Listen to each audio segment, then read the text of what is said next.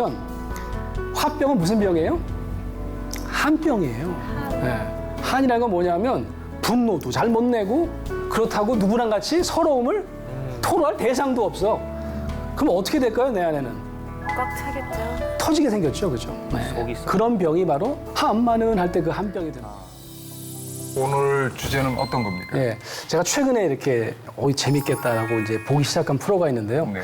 김비서가 왜 그럴까라고 하는 프로입니다. 그래서 좀 패러디해서 예. 인간관계가 왜 그럴까. 예, 왜냐하면 우리가 인간관계를 굉장히 쉽게 생각합니다. 그냥 붙어 있으면 되는 줄로 알아요. 그리고 그냥 많이 만나면 되는 줄로 알아요. 네. 예, 연락 자주 하면 되는 줄로 알아요. 근데 관계가 점점점 힘들어집니다. 왜 그럴까요? 그게 오늘 이제 제가 여러분과 함께 풀고 싶은 관계에 대한 네. 이야기입니다. 행복에 대해서 연구하는 심리학자들이 많이 계시잖아요. 굉장히 다른 얘기들을 하십니다. 그러니까 행복을 주는 요소가 굉장히 다양하다. 근데 무조건 합의하는 하나가 있어요. 그게 뭘까요? 합의? 그게 바로 인간관계입니다. 관계가 좋으면 다 행복하다고 그래요. 그래서 저는 좀 궁금해요. 우리가 인간관계를 뭐라고 생각하는지. 근데 저는 사실 그렇게 많은 사람들하고 사실 이렇게 관계를 많이 갖진 않아서 근데 대부분 인사치레로든 뭐든 쉽게 하는 말이 있어요. 아 그래 우리 언제 한번 만나서 밥 먹자. 우리 그리고 잘 안 먹지, 그리고. 안 먹죠. 아니면 먼저 차 한 잔 마셔야지, 뭐 커피 한 잔 해야지. 이게 인사치레면서도 너하고 나의 이런 어떤 정도의 관계는 관계가 유지해야 될것 같아요. 유지되어 있다, 유지하고 싶다. 약간 이렇게 되는 것 같아요. 네. 그러니까 우리가 잘 가를 잘 못하는 거죠. 잘 가, 그러면 되는데 네, 그렇게 못하고 맞아요. 다음에 또 봐, 뭐 이렇게 볼 것도 아니면서. 그래, 그런 네. 게 있죠. 맞아요. 맞아, 그런 사람 많아요. 그래서 서양 사람들이 우리나라 사람들을 가끔 뭐라 그러는지 아세요? 관계 중독에 빠졌다. 그렇게 얘기를 해요. 우리가 술을 좋아하시는 분 있잖아요. 네. 좋아해서 술을 먹다 보면 미치도록 좋아할 수 있어요. 근데 언제 중독이라고 그러냐면 나중에 자기가 없어져요. 누가 날 먹냐면 술이 날 먹어요. 내가 그렇게 엄청난 약을 먹었는지 나중에는 몰라요. 이렇게 내가 없어지면 그때 뭐라 그런다고요? 알코올 중독이라고 그러잖아요. 그래서 우리도 이렇게 관계 중독이라는 얘기를 하고 산다는 거죠. 우리가 다른 사람과 이렇게 살 때 관계를 끊어내지 못해서 잘 못하는 게 하나 있어요. 그게 뭐냐면 부모님과 이렇게 헤어지는 겁니다.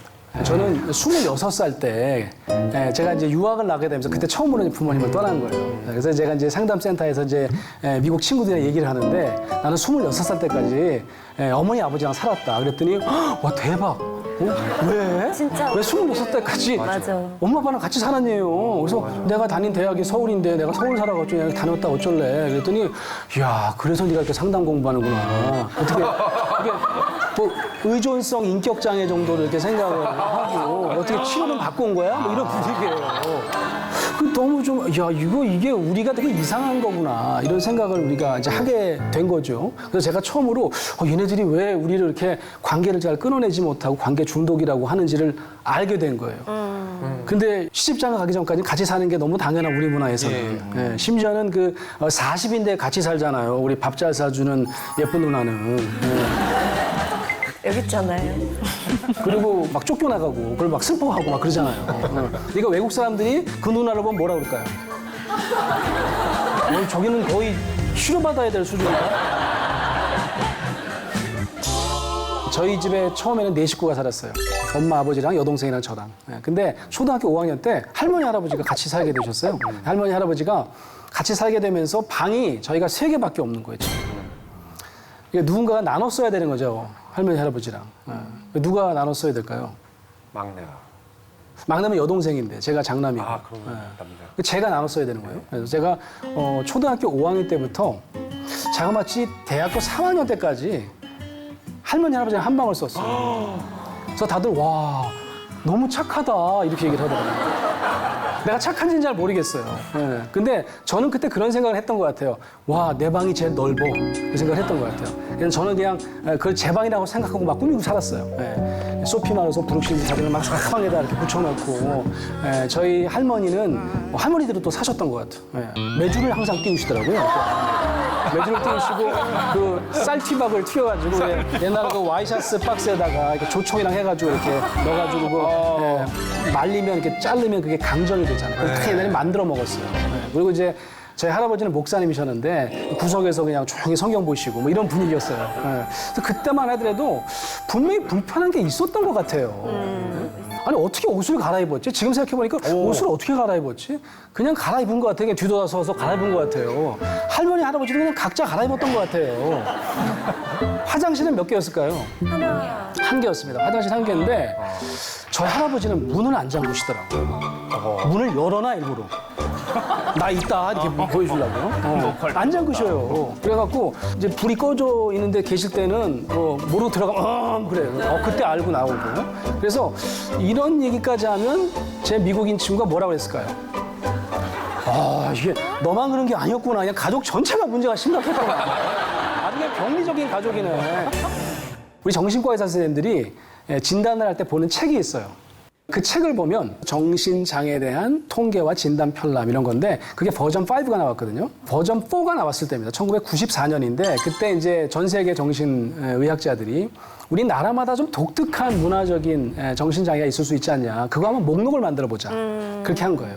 그래서 우리 한국 사람들은 뭘 하나 생각해냈어요. 이걸 한번 등재해야 되겠다라고 해서 등재한 게 바로 화병입니다. 근데 이 화병이라는 게 화가 뭐죠? 불화자인데 분노잖아요. 그죠? 분노병 이러면 되잖아요. 그러면 이제 영어로 그냥 앵거 디지즈 이렇게 하면 되잖아요. 아니면 앵거 뭐 신드롬 이러면 되잖아요. 근데 그렇게 안 합니다. 그죠? 왜 그럴까요? 우리가 만약 분노병 이렇게 하면 아마 서양 사람들이 그럴 거예요. 우리가 분노를 굉장히 잘 내는 거라고 생각할 거예요. 맞아, 제가 분노를 막 내는 병인 줄 알 거예요. 근데 화병은요. 그런 게 아니죠. 반대예요. 분노를 못 내는 병이 맞아요. 삭히는 병이에요. 그래서 분노 감정이 우리가 갖고 있는 감정이 다가 아니에요. 아주 작은 일부예요. 어떤 거냐면 알려주는 감정입니다.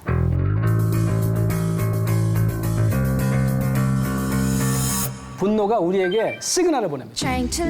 이 안에는 딴 감정이 또 있으니까 이걸 잘 다뤄달라고 시그널을 보내는 중이에요. 자, 화병 중에 생각나는 관계가 어떤 관계가 있어요? 고부. 아유, 어떻게 이렇게 잘 알아? 바로 나왔어. 우리 어머님이 늘 말로는 내가 딸이래. 맨날 딸이래요. 네. 근데 진짜 딸은 옆에 두고 나한테는 걸레를 던져요. 빨리 걸레질하라고. 신우이가 그걸 보면서 웃고 있어요. 이때 화가 나죠. 그러면 화가 나는데 낼 수 있어 없어요? 없죠. 뭐 때문에 못 내는 겁니까 지금? 관계. 관계 때문에 못 내는 거예요. 내가 어떻게 우리 어머니한테 화를 내. 그러니까 내가 참는 거죠. 근데 아까 얘기했죠. 분노가 시그널을 보내고 있다고. 무슨 시그널일까요? 내 안에 정말 딸이 되고 싶은 욕구가 있어요. 나 정말 딸이고 싶어요, 엄마. 시어머니한테, 그죠? 네. 근데 그 욕구가 어떻게 됐어요? 처절하게 무너졌죠. 네. 그래서 이런 거를 저는 이렇게 이름 붙여볼게요. 강경파. 강경파. 목소리가 굉장히 커. 바깥으로 잘 나와. 그리고 방향이 어디로 갈까요? 방향이 항상 상대방에 가요. 앞으로. 어머니 어떻게 그럴 수가 있어요? 이렇게 상대방에 가는 걸 우리가 강경파라고 그러는데 이걸 하기가 어렵다고 관계 때문에.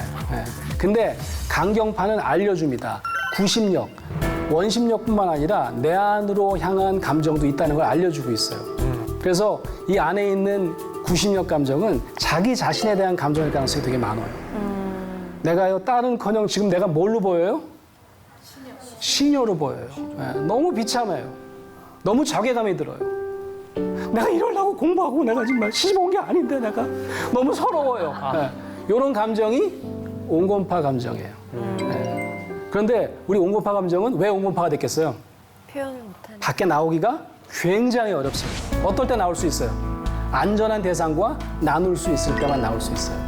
그래서 사실 알고 보면 화병은 무슨 병이에요? 한병이에요. 한이라는 건 뭐냐면 분노도 잘 못 내고 그렇다고 누구랑 같이 서러움을 토로할 대상도 없어. 그럼 어떻게 될까요, 내 안에는? 꽉 차겠죠. 터지게 생겼죠, 그죠?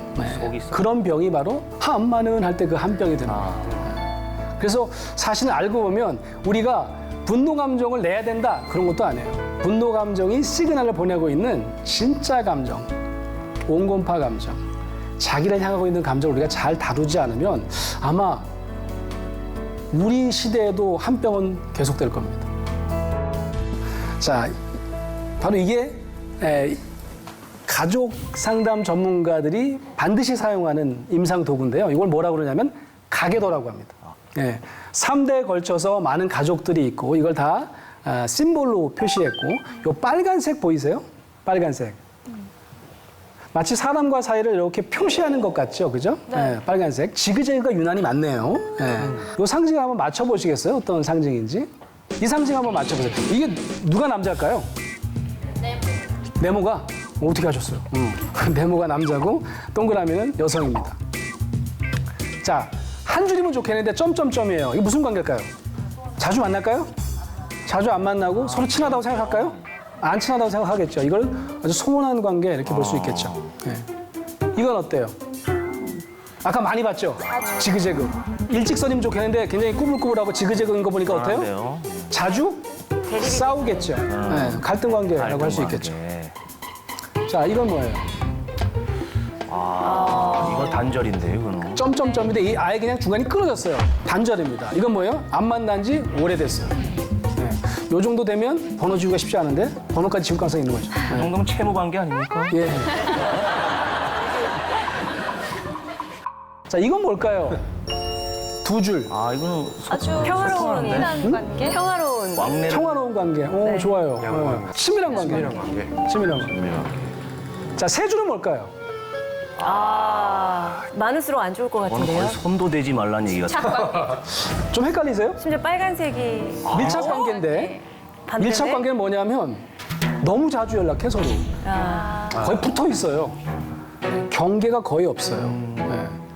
근데 우리 가족 상담 전문가들은 이 세 줄을 가장 조심해야 될 관계라고 생각해요. 어쩌면 병리적인 관계라고 이해하는 경우가 굉장히 많아요. 자, 이 친밀 관계와 밀착 관계가 잘 구별이 되지를 않습니다. 그래서 여러분은 세 줄인 분이 많아요, 여러분 주위에. 근데 어떻게 생각하냐면 정말 친하다고 생각해요. 너무 친하다고 생각해요. 그리고 굉장히 힘들어하세요. 그게 두 줄이 아니고 몇 줄이란 얘기예요? 세 줄. 우리가 오늘 좀 세 줄이 어떤 건지 좀 알아볼까요? 네, 그거 좀 알아보면 여러분 도움이 되실 거예요. 두 줄과 세 줄의 차이는 딱 한 가지가 있는데 그게 뭐냐면 그 관계 안에 내가 있느냐예요. 나의 경계가 있느냐예요. 네. 나의 경계가 있으면 두 줄일 가능성이 높습니다. 근데 이게 밀착이라는 게 그런 거잖아요. 네. 나와 너가 섞여가지고 뭐가 내 거고 어떨 때는 내가 뭘 결정을 해도 다 누구한테 물어봐야 되고 매일 보고해야 되고 보고 안 하면 불안해지고 이런 게 지금 세 줄이라 그런 얘기죠. 나는 엄마랑 엄청 친하다. 한번 손 들어보세요. 엄청 친하다. 근데 두 줄로 친한지 석 줄로 친한지 정말 친밀한지 밀착인지를 한번 우리가 알아보자고요. 집에 오자마자 나는 그날 있었던 일을 모두 보고한 적이 있다 없다? 있다. 있어요. 보고해야지만 속이 풀리죠. 엄마가 전화로 너 어디니? 뭐하니? 너 누구랑 있어? 몇 시간 체크한 적이 있다 없다? 몇 시간? 있어요? 엄마도 정상 아니세요? 엄마도 불안한 거죠. 불안하네. 다 컸는데 내가. 나는 하루 중 여러 차례 보고하다가 깜빡하고 한 서너 시간 놓쳤어. 아니면 한 반나절 못했어. 그러면 집에 가면 엄마한테 엄청 깨지겠다. 불안한 적이 있다 없다? 있다. 있다면 요것도요 살짝 두 줄보다는 석 줄에 가까워. 우리가 생각보다 석 줄이 많죠. 굉장히 많아요. 생각보다. 우리가 세 줄이 많은 이유는 우리는 경계보다는 뭘 중요하게 생각해요? 관계를 더 중요하게 생각해요. 그러니까 우리는 전부 다 함께하는 문화가 굉장히 익숙해요. 그죠? 예. 우리가 개별 그릇 만든 지 얼마 안 됐습니다. 예. 그냥 찌개 끓여놓고 같이 퍼먹는 거지. 그걸 따로 먹으면 야 식구끼리 뭐 하는 짓이야? 뭐 이러잖아요, 그죠? 예. 우리 때는 옛날 그랬어요. 지금은 이제 뭐 개별적인 뭐 위생 때문에 그렇게 많이 하시는데 제가 정말 그 놀란 것 중에 하나는 미국에 처음 유학을 가가지고 드라마를 봤어요. 예. 근데 거기에 싱글 데디가 엄마 없이 아이를 키우는 남자 주인공이 나오는데 애가 꽤 많아요. 한 4~5이었던 것 같아. 막내가 되게 어렸어요. 여자아이인데 한 4살인가 5살밖에 안 됐어요. 내가 화가 났습니다. 안 빨리요! 그리고 자기 방으로 들어가서 문을 꽝 닫는 거예요. 그냥 막 달려가가지고 이 아빠가 그 앞에서 노크를 합니다. 그리고 이렇게 얘기합니다. Can I come in? 들어가도 되니? 그래서 No! 그래요. 그랬더니 다시 한번 물어봐. Can I come in? 했더니 No! 그래요. 한 3번을 물어봅니다. 그러니까 No 하니까 어떻게 해요? 그래 들어가. 그럼 갈게. 너 마음 진정되면 내일 얘기하자. 그러고 내려오는 거예요. 내가 그거 보고 깜짝 놀랐어요. 저 장난이겠지? 우리 같으면 어떻게 해요? 들어가죠. 이 미친 거 아니야? 너 어디 아빠가 밉다고 말이지? 널 키우느라고 아빠가 얼마나 고생을 하는데 이럴 거 아니겠어요, 그죠? 문을 잠 거요? 그럼 어떻게 해요? 열쇠 끄내다 열잖아요. 그죠? 이상한 거예요, 이 문화가. 가만 있어봐. 이거 열고 들어가야 되는 거 아니야? 근데 안 들어가더라고. 잘 생각해 보세요. 단순히 물리적 경계만 존중하는 거야. 네 방이니까 내가 안 들어갈게. 그거 아닙니다. 그죠? 아이의 욕구를 존중해 주는 거예요. 지금 얘기하고 싶지 않아요 라고 하는 욕구를 그대로 인정해 주는 문화인 거죠. 그죠? 그러니까 심리적 경계도 굉장히 잘 존중해 주는 문화구나. 그걸 알게 됐어요. 더 놀란 게 하나 있어요. 제가요, 신학대학원 소속 교수잖아요. 그래서 제가 미국에 유학을 가가지고 미국의 감리교단에서 안수를 받고 목사가 됐습니다. 그래서 제가 한 3년간 미국인 교회에서 목회를 한 적이 있어요. 그래서 저게 29살 때 접니다. 그래서 제가 29살 7월 달에 그 교회 갔는데 8월 달에 주례를 해야 되는 거예요. 29살 때 주례를 했다니까요. 아마 나보다 더 빨리 주례한 사람은 없을 거야. 아마 29살에 어떻게 주례를 해요? 사회도 아니고. 미국 결혼식은 중요한 날이 하나 있어요. 그게 뭐냐면 전날입니다. 결혼식 전날. 그래서 리허설을 해요. 왜 리허설을 할까요? 예행 연습을 해야 돼. 이유가 뭐냐면 웨딩 파티 때문에 그렇습니다. 웨딩 파티가 뭐냐면 신랑 신부뿐만 아니라 신랑 신부 친구들 혹은 뭐 누나 뭐 형 이런 사람들끼리 들러리를 쓰는 거예요. 들러리 숫자를 동수로 해야 돼요. 그래서 짝을 맺습니다. 옷도 똑같이 입고. 그래서 결혼하는 사람이 저 들러리가 입는 옷까지 다 사주고 멀리서 오면 비행기표까지 다 보내요. 그래서 왜 리허설이 필요하겠어요? 이 친구들 키 맞춰갖고 제가 이렇게 짝을 맞춰야 되는 거야. 너랑 짝 해라. 이래갖고 이제 행진도 연습해야 되고. 그래서 리허설을 하는 거예요. 근데 놀라운 걸 제가 발견하는데 리허설 때 양가 부모가 그때 상견례를 하더라고요. 서로 그때 처음 뵙겠다고 막 그러는 거예요. 심지어는 자기 며느리랑 사위를 처음 봐 거기서. 누가 며느리니 누가 들러리가 많으니까. 그러니까 예행 연습 때는 다 사복 입고 오잖아요. 그러니까 누가 며느리야? 뭐 이러고 앉아 똑같이 안 있어요. 입으니까. 제가 결혼 주례한 커플의 한 절반이 그런 것 같아요. 내가 참다가 물어봤어요. 아니 왜 상견례를 안 해요? 물어봤더니 하잖아요. 뭘 해요? 지금 리허설 때 하지 않냐는 거야.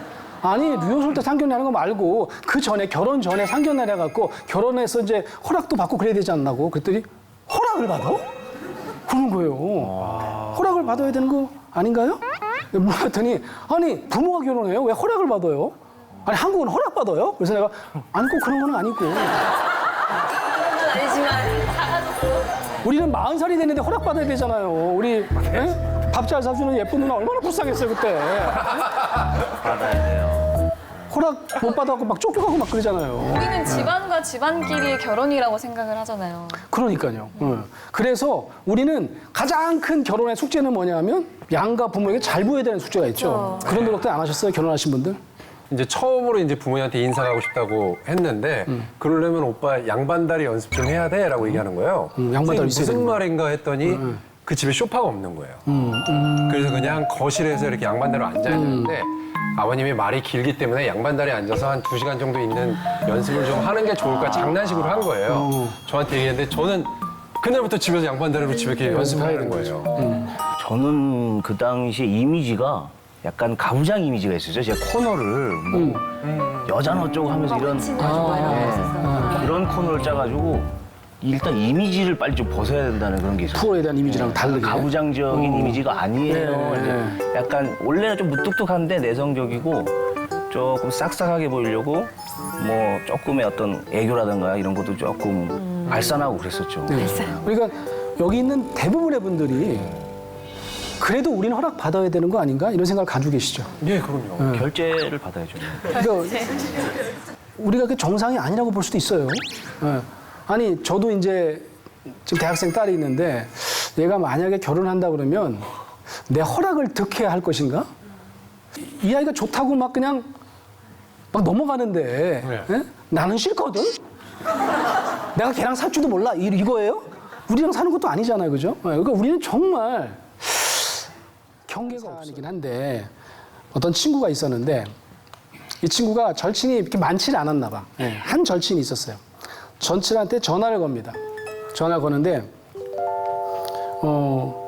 걔 이름이 수진이야. 수진이가 지금 전화 받을 수 있을까? 뭐 일요일 4시면 얘가 알바한다고 그랬나? 아니 알바 이제 끝났다고 그러지 않았나? 아니 한다고 그랬지. 시험 끝나면 그만둔다고 그랬나? 지금 전화 오기 전입니다 지금. 예. 지금 전화 걸어볼까 말까를 굉장히 오랫동안 고민합니다. 그 전화를 합니다. 수진아 전화 받기 괜찮아? 괜찮아 빨리 얘기해. 안 괜찮구나. 아니 빨리 얘기해. 그럼 다음에 할까? 아니 빨리 얘기해. 미안해. 그러면 답답해. 이 정도면 두 줄인가요, 석 줄인가요? 세 줄이겠죠? 오늘 확실히 석 줄인지를 알겠죠. 석줄이네, 석줄이야. 그래서 어떤 면에서 이게 엄청나게 다른 사람을 배려하는 거예요. 그죠? 전화 걸면 되잖아, 수진이한테. 너 바빠? 야, 나도 할 얘기가 있어서 그래. 좀 듣고 좀 너도 빨리빨리 좀 얘기 좀 해줘. 빨리 얘기를 하면 되는데 지나치게 배려하잖아요. 예. 엄청나게 착한 친구로 살잖아요. 엄청나게 착한 아들로 살잖아요. 엄청나게 착한 딸로 살잖아요. 우리가 왜 이러는 거죠? 예. 여기 포인트는 석줄의 포인트는 딱 한 가지예요. 아까 얘기한 대로 경계가 없다 보니까 내가 없는 거예요. 내 주장을 못 하는 거예요. 예. 나 이런 거 원해. 이런 얘기를 못 하는 겁니다. 우리가 이런 얘기 한번 들어보신 적 있죠? 착한 아이 컴플렉스. 예. 상담에 찾아온 내담자 한 명을 얘기해 볼게요. 이 친구는 간호대생이었어요. 그래서 열심히 간호대생으로 생활하는 친구인데 실습이라는 게 있나 봐요. 한 3학년 되면. 실습하면 이제 밤늦게 끝나나 봐요. 그래갖고 그날은 점심도 못 먹고 저녁도 못 먹었어요. 이 친구가 절친이랑 자취를 합니다. 근데 밤늦게 한 10시가 돼서 집에 돌아가는데 2끼를 굶으니까 죽을 것 같아. 너무 배고파요. 그래갖고 뭘 사 먹어야 되겠는데 다 문을 닫은 거예요. 예. 지나가다가 보니까 자취방 바로 앞에 포장마차에서 막 이렇게 떠리를 파는데 딱 1인분 종합금 예. 떡볶이가 남은 거예요. 그래서 떡볶이 1인분을 샀습니다. 집에 가서 먹어야지. 헐레벌떡 집으로 돌아갔습니다. 한 10시 넘어서 들어가는데 이 친구가 항상 9시면 자는 친구야. 예. 그날은 어떻게 했을까요? 안 자고 있어요. 얘가 또 안 자고 있네. 예. 그리고 이제 떡볶이를 사갖고 딱 들어갔더니 이 아이가 또 이렇게 뚫어지게 쳐다보면서 또 이 개코야. 그래가지고 냄새를 맡았네. 그래갖고 떡볶이? 야, 나 안 그래도 떡볶이 먹고 싶었는데. 그러니까 야, 내가 그럴 줄 알고 널 위해서 사왔지. 진짜? 그럼. 봐봐, 1인분밖에 안 남았잖아. 나는 먹고 들어왔지. 진짜야? 너무 고마워. 야, 너 생각하는 거는 나밖에 없지. 너 진짜 안 먹어도 돼. 난 먹고 들어왔다니까. 나 배 터질 것 같아. 진짜로. 같이 먹자. 됐다니까. 야, 딱 1인분이잖아. 너 주려고 내가 남겨온 거야. 그리고 진짜 방에 들어갔는데 배에서 그냥 요동을 치는 겁니다. 그냥 꼬르륵꼬르륵하고. 그러니까 갑자기 눈물이 펑 터진 거예요. 한참을 울었습니다. 이거 뭐지? 그래서 이 친구가 상담에 찾아온 거예요. 내가 관계 안에 내 자리가 없구나. 경계가 없구나. 걸 이 친구가 알아차린 거죠. 대단한 친구.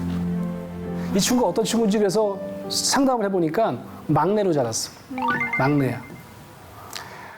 엄마 아버지가 굉장히 나이가 좀 있으셔가지고 신경을 잘 못 써주시는 거죠.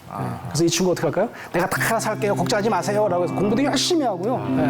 언니, 오빠들은 다 장성했는데 나 때문에 또 대학 학비도 걱정하실까봐 이 친구가 의과대학을 갈 수 있는 성적이 나왔는데도 저 간호대 갈게요. 간호대가 내 적성에 맞아요.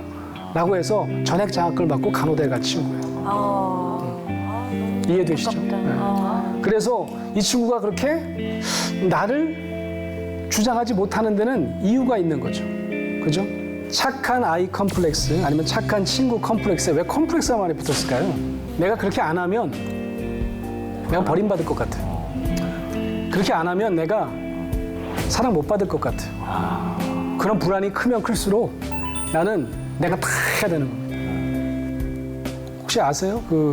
캔디라고?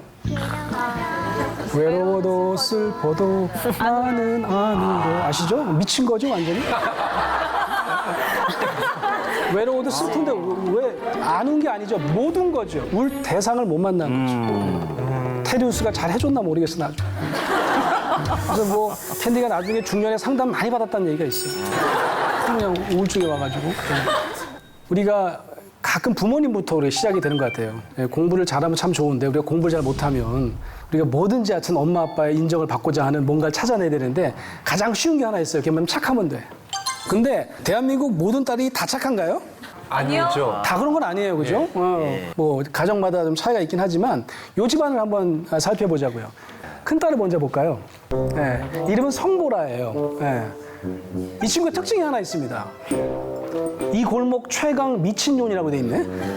굉장히 성격이 와일드한데 아무도 뭐라고 안 그래요. 서울대니. 왜 그럴까요? 공부를 잘해서. 서울대에서. 공부를 잘해. S대를 다녀요. 모든 게 용서가 됩니다. 자, 둘째 딸은 어떨까요? 성덕선입니다. 사실 이보다 훨씬 이쁜데, 그죠? 특공대, 특별히 공부 못하는 대가리. 언니는 공부를 굉장히 잘해. 내가 더 이쁜 것 같긴 한데 난 공부를 못해. 거의 바닥이에요. 예. 막내를 보니까 막내도 상태가 그렇게 썩 좋은 것 같진 않아요. 근데 얘는 아들이야. 그 얘는 거저 먹어. 그럼 난 어떻게 해야 될까요? 난 착해야 됩니다. 난 양보해야 됩니다. 아. 배려해야 됩니다. 안 그러면 엄마 아빠의 사랑을 잃을지도 몰라요. 착한 친구 컴플렉스 혹은 착한 아이 컴플렉스를 우리가 갖고 있는지 한번 여기 계신 분들 다 한번 체크를 한번 해볼까요, 우리? 제가 하나씩 여쭤볼게요. 이 괄호에다 자기 이름을 한번 넣어보세요. 권수영은 참 착해요. 권수영은 잘 못 참는 성격이지요. 뭐가 더 어울리는지 한번 자기 이름을 넣어보라 그런 얘기죠.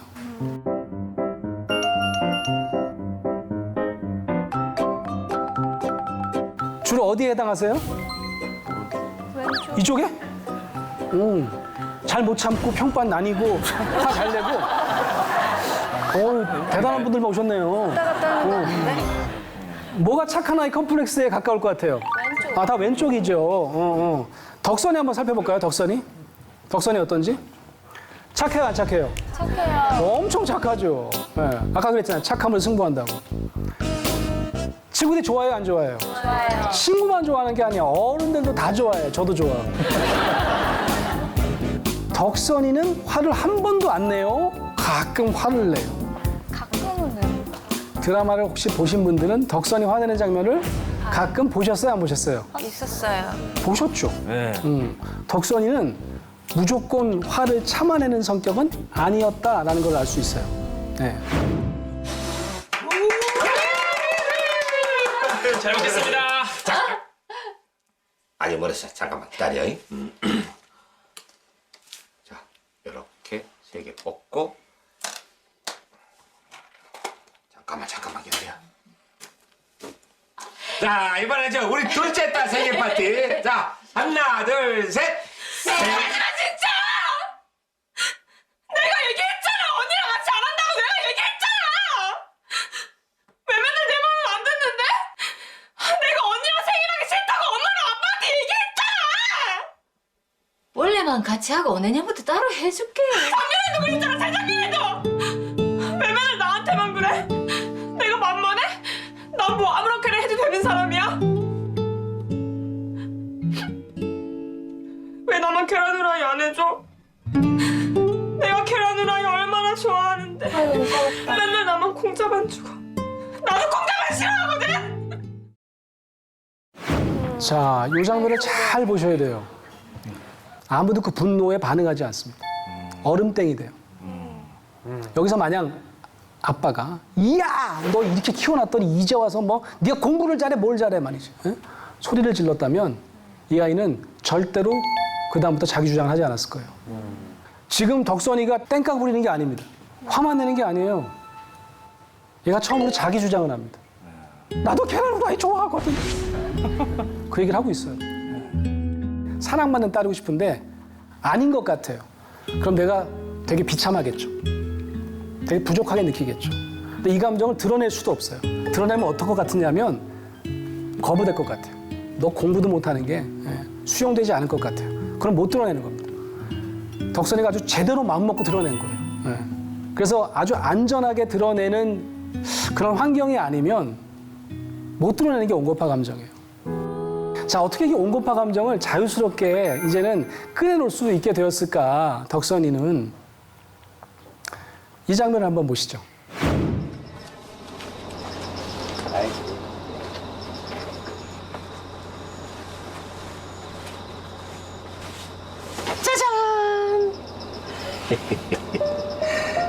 우리 덕선이 생일 축하한다. 어미 그나저나 그냥 벌써 초가 18개요. 우리 딸이 언제 이렇게 커버렸을까?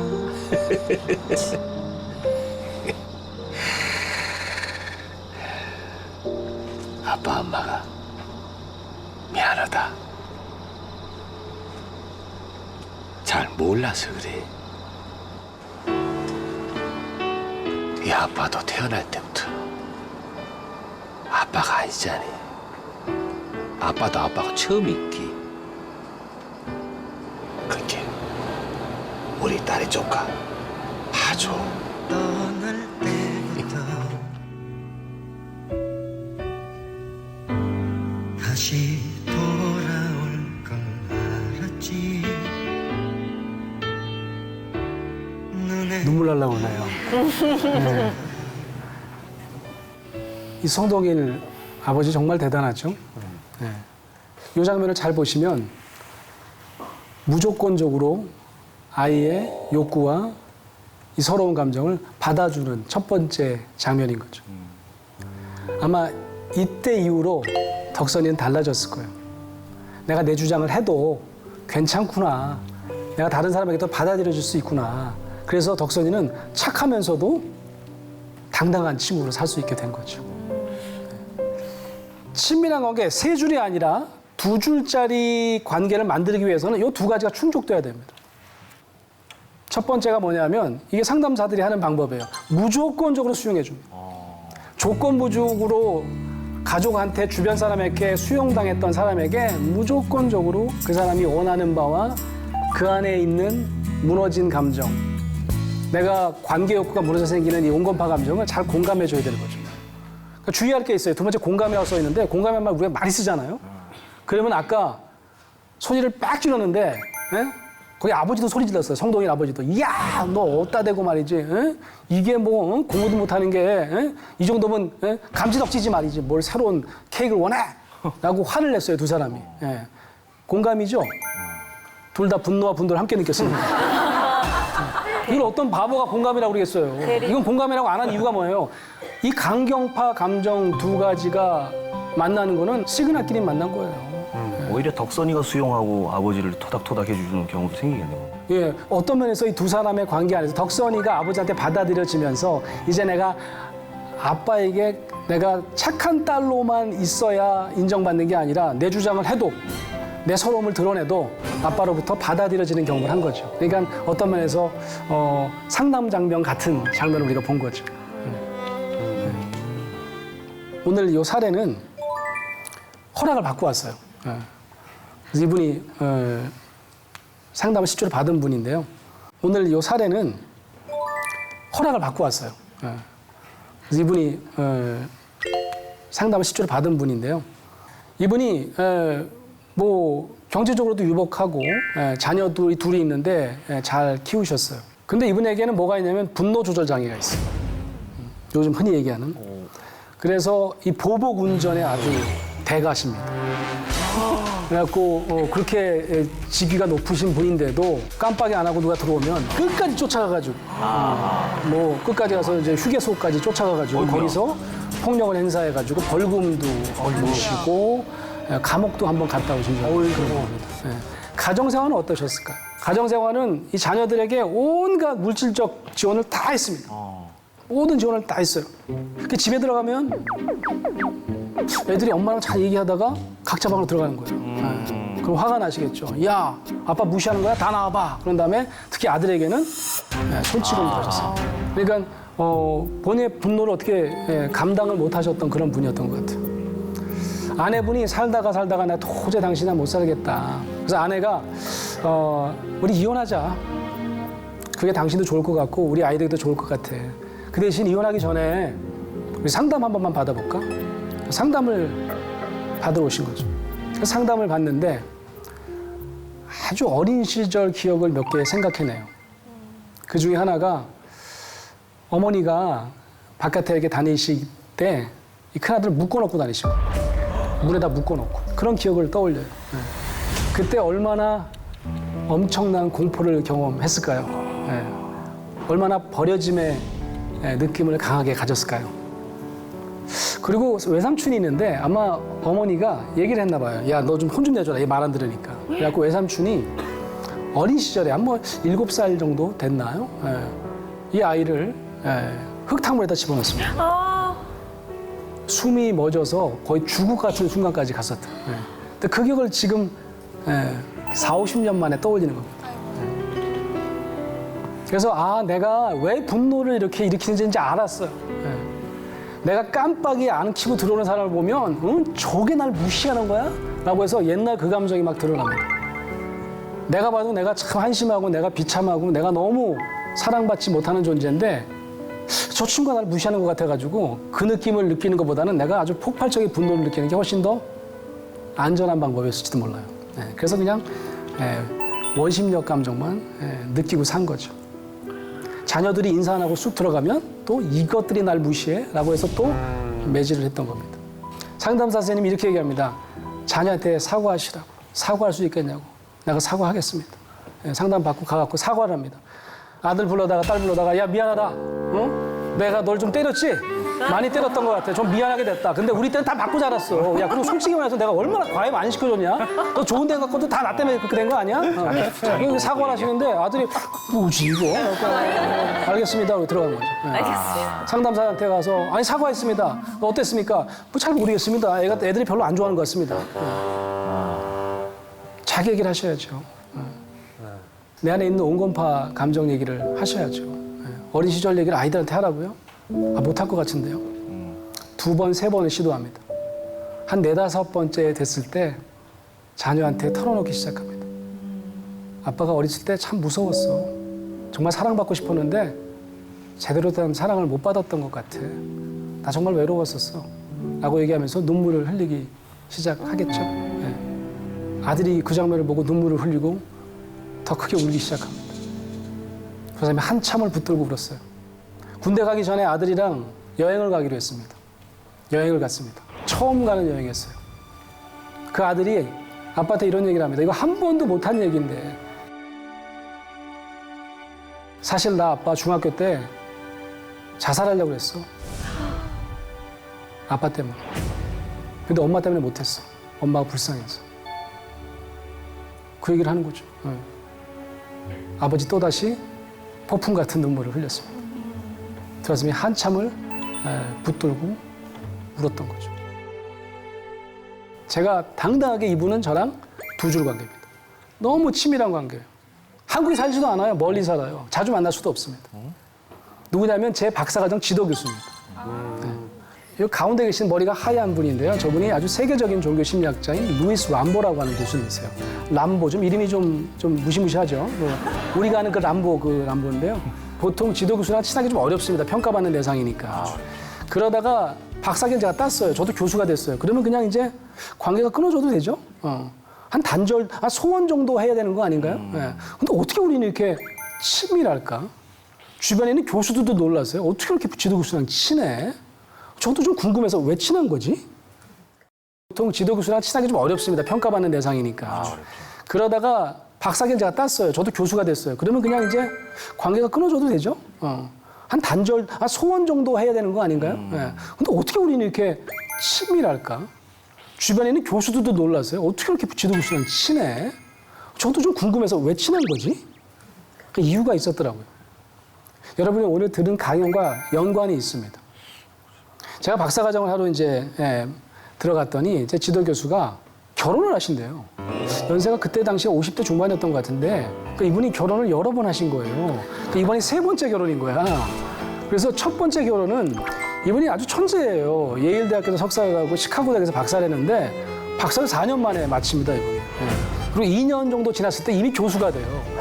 엄청나게 바쁘게 사셨을 것 같아요. 그래서 박사과정 끝나고 교수 되면서 이혼했대요. 첫 번째 부인. 너 그냥 공부나 하고 살아라 그래가지고 예. 그때 아이가 하나 태어났는데 아이와 같이 그냥 아내가 떠나갔습니다. 그러다 너무 외로워가지고 한 사람을 만납니다. 근데 이게 참 운명의 장난인지 사기 결혼입니다. 이분이 처음부터 그랬는지 모르겠지만 예, 시민권 딴 다음에 도망갔습니다. 그래서 이분의 아주 삶이 비참해집니다. 그때 살이 쪘다고 그러시더라고요. 그때부터 막 먹고 그냥 뭐 패스트푸드 먹고 그래서 막 살도 찌고 막 굉장히 인생이 망가졌다고 그러시더라고요. 그러다가 제가 이제 막 입학해가지고 코스웍 할 때 이분이 이제 세 번째 결혼을 하게 된 겁니다. 결혼식 전날입니다. 저한테 전화가 왔어요. 지금 좀 와줄 수 있겠냐요. 자기 연구실로. 근데 목소리가 좀 이상해요. 좀 운 것 같기도 하고. 무슨 일이지? 달려갔습니다. 문을 좀 이렇게 열어놓고 불을 꺼놨어요. 그리고 우리 지도 교수님이 이렇게 책상에 엎드려 있는 것 같아. 그래서 교수님 저 왔어요. 그리고 이제 불을 켜라 했더니 불을 켜지 말래요.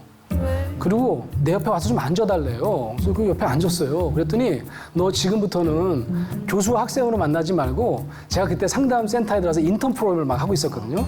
인턴 카운슬러라고 생각하고 자기를 상담해 줄 수 있겠네요. 그래서 내 상담 기술을 이분이 테스트 하시는구나. 그 생각하고 네네네. 그래가지고 잘해야 되겠다는 그렇게 생각했어요. 그래서 이분이 이러는 거예요. 내가 너무 화가 난대요. 내가 너무 화가 나가지고 이 화를 어떻게 식힐 수가 없대요.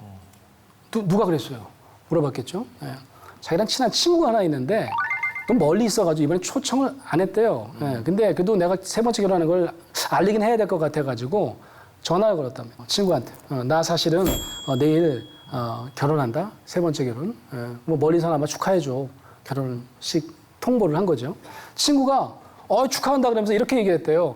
이야, 근데 너 내가 신문서 본 통계인데 그게 두 번 결혼한 사람들이 두 번째 결혼을 5년 동안 유지할 가능성이 한 30% 정도 되고 세 번 결혼한 사람은 5년 동안 그 유지할 가능성이 5% 미만이라는데? 그렇게 되는 거예요. 그런 얘기를 왜 하신 거야, 이분이? 장난치신 건지 뭔지. 그러니까 막 화가 퍽 나신 거죠. 어떻게 친구가 그런 얘기 할 수가 있냐. 저도 막 화가 나더라고. 그러게요. 뭐 그런 친구가 있어. 놀지 마세요. 뭐 그런 얘기를 했어요. 근데 그의 목소리가 울먹거리는 목소리가 나면서 근데 수영, 내가 한 번만 더 결혼에 실패하면 나는 스스로 목숨을 끊을지도 몰라. 그런 얘기를 하는 거야. 내가 그 얘기를 듣는데 갑자기 교수님이 교수님으로 안 보였어요. 갑자기 뭐 어린아이처럼 보이기도 하고 지금 두 번째, 세 번째 계속해서 버려질 것 같은 두려움을 가진 한 대상으로 여겨지더라고요. 그래서 그때 내가 좀 뭔가 좀 해봐야지 그러는데 갑자기 눈물이 나는 거예요. 그래서 내가 우리 교수님 어떡하면 좋아. 막 그랬더니 그분이 같이 울기 시작하는 거예요. 내가 울면서도 그랬어요. 나 이렇게 하면 안 되는데 내가 좀 잘해봐야 되는데 내가 인턴으로 제가 뭔가를 보여드려야 되는데 한참을 붙잡고 울었어요. 그분이 이젠 가도 괜찮대요. 그래서 내가 뭔가 좀 해야 되는데 내가 나 인턴인데 이거 좀 뭔가 좀 보여드려야 되는데 해결책을 좀 줘야 되는데 알았다고 그냥 그러고 이제 나왔어요. 그래서 그냥 오면서 후회했어. 내가 좀 잘했어야 되는데 나 진짜 아무것도 못하고 울다 나왔네. 그리고 그냥 다음날 결혼식 가보니까 멀쩡해지셨어요. 결혼식도 잘하고 잘 끝난 거예요. 그러고 나서 제가 이제 박사과정 논문을 쓰는데 제가 이제 기숙사에 살았을 거 아니겠어요? 외국 학생이니까. 저희 학교가 돈이 없어가지고 기숙사 건물 통으로 판 거예요. 그래갖고 방학 때 다 나가래요. 아무 대책도 없이 나가라는 게 말이 돼요. 너무 화가 나는 거예요. 그래서 막 이거 어떡하냐. 그래서 막 한국 사람들이 이제 쫓겨난 게 주로 한국 사람들이 이제 갈 데가 없으니까 유학생들이 모여가지고 그래서 제가 그때 대장을 했어. 내가 가만히 있으면 안 된다 말이야. 인종차별을 내가 걸 거야. 막 이래가면서 어떻게 우리 같은 사람을 이렇게 쫓아낼 수가 있냐. 격하게 그냥 제가 저항한 거죠. 한두 명씩 빠져나가더라고요. 이랬다가는 잠깐 졸업 못할 것 같다. 나중에 둘밖에 안 남더라고요. 결국 해결이 어떻게 됐냐면 그러면 어느 하우징을 구해가지고 거기에 싼 값에 들어가게 해주는데 싱글만 가능하대요. 결혼 안 한 사람만. 우리 둘은 결혼했어.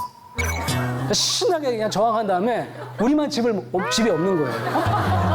그러니까 우리만 버려지는 느낌을 받았어요. 그러니까 나머지 막 좋아라요. 결혼 안 한 사람들은. 근데 우리 둘은 시큰 화만 내고 그리고 우리는 쪽박 신세가 된 거예요. 어떡할까 제가 지도교수 찾아갔습니다. 나 어떡하죠? 나 돈이 없어서 바깥에 집을 못 구하는데 나 한국 가야 될 것 같아. 그렇게 얘기했더니 내가 방법을 찾아보겠대요.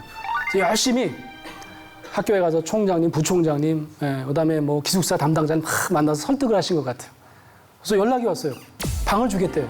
석사들 주는 방인데 가족이 쓰는 2층 집이 있대요. 굉장히 좋은 집이거든요. 700불이면 괜찮아요. 싼 거야. 근데 이게 석사 학생들한테는 700불 주는 방인데 너는 1,500불 내래요. 2배를 더 내래. 그래서 나 돈도 없는데 난 700불, 1,000불 넘으면 나 못 내는데. 그래갖고 교수님한테 또 찾아가서 나 이거 등록금을 안 낸다고 또 이렇게 2배를 내라네요. 그랬더니 아니 뭐 이런 경우가 다 있냐고 또 자기 가서 막 따지시더라고요. 근데 결국은 뭐 우여곡절 끝에 맨 마지막에 편지가 왔습니다. 1,500불 내면 들어오고 아니면 실 못 준다라고 하는 거죠. 네 선생이 굉장히 어필을 많이 했는데 네 지도 교수가 미안하지만 그 부탁도 못 들어주게 됐다라고 이메일을 보냈어요. 근데 이게 실수로 말이죠. 저희 지도 교수님이 보냈던 편지가 첨부 메일에 딸려왔어요. 뭐지 이거? 그래서 제가 이렇게 읽어봤습니다. 내가 부탁이 하나 있어. 이 부탁 꼭 들어주길 바란다. 수행한테는 그냥 700불만 받으라고. 그 대신 나머지 800불은 내가 내겠다. 내 통장에서 빼가라고. 이렇게 드리는 거예요. 제가 눈을 의심했어요. 내가 그때 우리 아내한테 이렇게 얘기했습니다. 내가 정말 열심히 공부해갖고 내가 정말 잘 될게. 내가 내중에 정말 잘 되면 내가 이분한테 정말 잘할 거야. 당신 내가 이 사람한테 혹시 잘못하면 그때 꼭 얘기해줘. 응? 내가 아버지도 일찍 돌아가셨는데 내가 진짜 아버지로 삼고 내가 정말 남모 교수한테 잘할 거야. 제가 정말 운 좋게 학위를 마친 다음에 제가 4년 만에 마쳤어요. 열심히 해갖고. 제가 또 운 좋게 바로 교수가 됐어요. 교수가 된 다음에 제가 누굴 불렀을까요? 우리 지도 교수님 불렀습니다. 오시라고. 제가 초빙 교수로 해가지고. 지난 15년 동안 제가 4번 정도 부른 것 같아요. 제가 한 2번째 불렀을 때 교수님한테 얘기를 했어요. 교수님 아세요? 제가 그 편지 읽은 거? 무슨 소리냐. 아니 어떻게 그럴 수가 있어요? 나도 지금 교수하는데 나는 절대로 그렇게 못해. 나는 절대로 내 월급에서 90만 원을 빼가지고 아무리 내가 이뻐하는 학생한테 준다? 난 못해. 어떻게 그게 가능했어요? 그랬더니 그분이 그러더라고요. 너 몰라? 너는 내 그냥 여러 명 학생 중에 한 명이 아니야. 너는 내가 정말 모든 사람에게 버려지는 바닥에 떨어졌을 때 그 자리에 같이 있었던 친구야. 너 모르니? 너는 내 친구인 거. 그러시는 거예요. 근데 또 둘이 한참 울었겠죠. 많이 우셨네. 많이 우셨어요. 여러분 우리 주위에 꼭 가족이 아니어도 괜찮습니다. 우리가 정말 아무한테나 나눌 수 없는 우리의 관계 욕구가 무너져 생기는 온건파 감정을 잘 나누면서 살 수만 있다면 어쩌면 우리는 정말 친밀한 관계를 유지하고 행복한 삶을 살 수 있을 것 같습니다.